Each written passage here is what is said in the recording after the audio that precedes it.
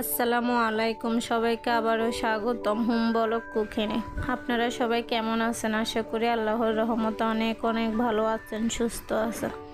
আমি আবারও হাজির হয়ে গেলাম হোম ব্লগ কুকিং থেকে আপনাদের জন্য নতুন একটা রেসিপি নিয়ে। আর এটা যে সে কোনো রেসিপি না, এটা একেবারে নবাবী লাচ্ছা সেমাই রান্নার রেসিপি। এটাকে কিন্তু আবার অনেকে ক্ষীরের সেমাই বলেও চিনে, তবে সব থেকে বেশি প্রচলিত হয়ে সেটা হচ্ছে নবাবী সেমাই। কারণ আগেরকার দিনে নবাব নন্দিনীরা এই সেমাইটা বেশি খেয়ে থাকতেন, তাই এটার নাম হচ্ছে নবাবী লাচ্ছা সেমাই রেসিপি। যারা সেমাই একেবারে পছন্দ করে না তারাও এই সেমাইটা দেখলে লোভ সামলাতে পারবে না। প্রথমে লাচ্চা সেমাইগুলো ঘিয়ে ভেজে নিতে হবে, তাই আমি চুলায় একটা ফ্যান বসিয়ে দিয়েছি আর তার মধ্যে দিয়ে দিলাম 2 চামচের মতো ঘি। আপনারা চাইলে ঘিয়ের পরিবর্তে বাটারও ব্যবহার করতে পারেন, তবে কোনোভাবে তেলটা ব্যবহার করতে যাবেন না। ঘিটা গরম হয়ে গেছে, এখন আমি এর মধ্যে ঢেলে দিলাম 200 গ্রাম ওজনের 1 প্যাকেট লাচ্চা সেমাই। আর সেমাইগুলো ভালোভাবে নেড়ে ছেড়ে একটু লাল করে নিতে হবে। আর এই পর্যায়ে কিন্তু চুলার আঁচটা লো মিডিয়ামে রাখতে হবে। চুলার আঁচটা যদি বাড়িয়ে দেন সেমাইগুলো পুড়ে যাওয়ার সম্ভাবনা থাকে। সেমাইয়ের কালারটা চেঞ্জ হয়ে গেছে, তাই আমি এর মধ্যে দিয়ে দিলাম পরিমাণ মতো চিনি। আপনারা মিষ্টি যে যেরকম খান ওই অনুযায়ী চিনিটা ব্যবহার করবেন। আর এভাবে নেড়ে ছেড়ে ভালো করে সেমাইয়ের সাথে চিনিগুলো মিক্স করে নিতে হবে। এই পর্যায়ে আমি এখানে দিয়ে দিচ্ছি আধা কাপের মতো গুঁড়ো দুধ। দুধটাও কিন্তু একদম অপশন, আপনারা চাইলে দিতে পারেন, আবার না চাইলে নাও দিতে পারেন। তবে এই পর্যায়ে গুঁড়ো দুধটা ব্যবহার করলে সেমাইয়ের টেস্টটা খুব ভালো আসে, তাই চেষ্টা করবেন গুঁড়ো দুধটা অবশ্যই ব্যবহার করার। চিনি আর গুঁড়ো দুধ দেওয়ার পরে ভালোভাবে নেড়ে চেড়ে কিছুক্ষণ ভাজতে হবে, যেন চিনি আর গুঁড়ো দুধগুলো সেমাইয়ের সাথে ভালোভাবে মিশে যায়। আমার সেমাই ভাজা হয়ে গেছে, এখন আমি সেমাইগুলো চুলা থেকে নামিয়ে এক সাইডে রেখে দিচ্ছি। আর সেমভাবে বানিয়ে নেব সেমাইয়ের জন্য ক্ষীর। তার জন্য আমি 1 কেজি গরুর দুধ নিয়ে নিয়েছি, আর দুধটা আমি আগে একবার জাল করে ঘন করে নিয়েছি। দুধগুলো ঠান্ডা হয়ে গেছে, এর মধ্যে দিয়ে দিলাম আধা কাপের মতো চিনি, আধা কাপের মতো গুঁড়ো দুধ, আর দিয়ে দিচ্ছি স্বাদ মতো লবণ। এবারে এর মধ্যে অ্যাড করে দিচ্ছি আধা কাপের মতো কর্নফ্লাওয়ার। আমি কিন্তু চুলাটা এখনো অন করে নেই, সবগুলো শুকনো উপকরণ দিয়ে ভালোভাবে নেড়ে ছেড়ে আগে মিশিয়ে নিতে হবে। এই পর্যায়ে আমি চুলার গ্যাসটা অন করে দিয়েছি, কারণ আগে থেকে যদি চুলাটা অন করে দেন গরম দুধের মধ্যে এই জিনিসগুলো দিতে দেন সবগুলো দলা পাকিয়ে যাবে, ভালো করে মিশ হবে না। তাই ঠান্ডা অবস্থায় শুকনো উপকরণগুলো দিয়ে ভালো করে নেড়ে চেড়ে দুধের সাথে মিশিয়ে নিতে হবে। এতে কিন্তু শুকনো উপকরণগুলো দুধের সাথে খুব ভালো করে মিশে যায়। দুধে বলক আসতে শুরু করে দিয়েছে, আর দুধটা কিন্তু অলরেডি অনেকটা ঘন হয়ে গেছে। এই পর্যায়ে আমি এর মধ্যে দিয়ে দিলাম 3টা এলাচ, 1 টুকরো দারচিনি। আপনারা চাইলে এটা স্কিপও করতে পারেন, এলাচের গুঁড়ো ব্যবহার করতে পারেন। এগুলো দিয়ে ভালোভাবে নেড়ে চেড়ে কিছুক্ষণ জাল করে নেব। এই পর্যায়ে আমি দুধ থেকে এলাচগুলো বেছে বেছে তুলে নেব, কারণ এলাচটা যদি আগে থেকে দেওয়া হয় ফেটে বীজগুলো বের হয়ে যায়, আর এতে করে খেতে গেলে একদম ভালো লাগে না।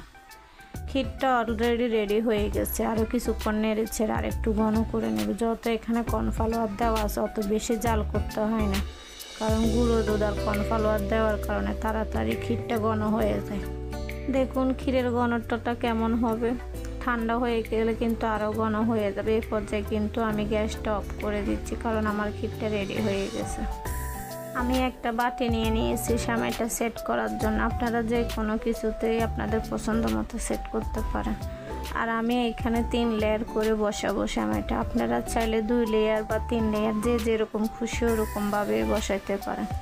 আমি প্রথমে বাটিতে চারোদিকে সেমাই ছড়িয়ে দিয়েছি, এরপরে উপরে দিয়ে দিচ্ছি পরিমাণ মতো নারকেল কুচি, তার সাথে দিয়ে দিচ্ছি কয়েকটা কিশমিশ, আর দিব কয়েকটা পেস্তা বাদাম কুচি, কয়েকটা কাজু বাদাম কুচি, কয়েকটা কাঠবাদাম কুচি। এরপরে এর উপরে দিয়ে দিচ্ছি ক্ষীর। দেখুন ক্ষীরটা কিন্তু আগের থেকে অনেক বেশি ঘন হয়ে গেছে, আর যত বেশি ঠান্ডা হবে অত বেশি ক্রিমি ভাব চলে আসবে। আর আমি সুন্দরভাবে সেমাইয়ের উপরে ক্ষীর দিয়ে ছিটিয়ে নিচ্ছি ভালো করে। এটা ভালোভাবে চামিচের সাহায্যে সেমাইয়ের উপরে ছড়িয়ে দিতে হবে, যত এটা ক্ষীরের সেমাই বলে কথা বা নবাবী সেমাই বলে কথা। আবারও সেম প্রসেসে উপরে থেকে বসাচ্ছি সেমাই। যত আমি এখানে 3 লেয়ার করে সেমাইটা বসাবো আগেই বলে দিয়েছি।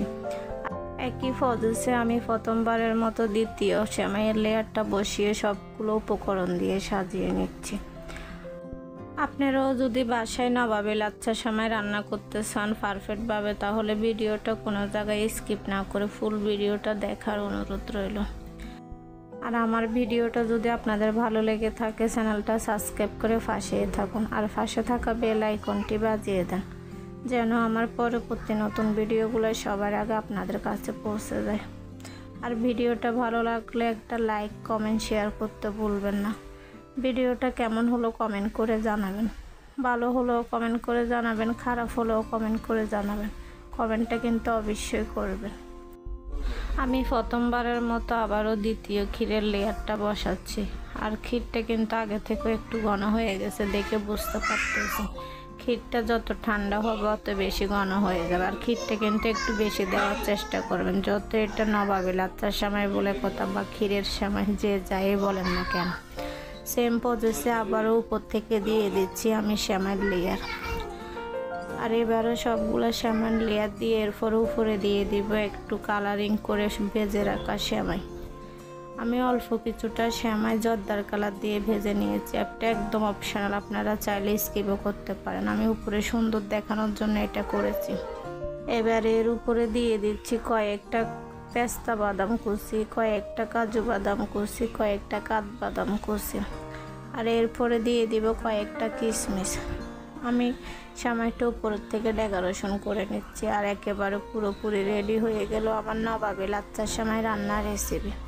আপনারাও কিন্তু বাসায় এভাবে ট্রাই করে দেখতে পারেন। যে কখনো সেমাই খায় না, সেমাই একেবারে পছন্দ করে না, সেও কিন্তু এই সেমাইটা দেখলে একদম মুখ ফেরাতে পারবে না। আর তার থেকে বড় কথা হচ্ছে যতটুকু সেমাই সামনে দিবেন তা তো চেটে পুটে খাবে, বরং আপনার থেকে আরেকটু চেয়েও খাবে। দেখুন সেমাইটা দেখতে কতটা সুন্দর ও লোভনীয় লাগছে, খেতেও কিন্তু খুব মজা ও টেস্টি। একবার হলো বাসায় সেমাইটা ট্রাই করে দেখবেন। আশা করি ভিডিওটা আপনাদের ভালো লাগবে।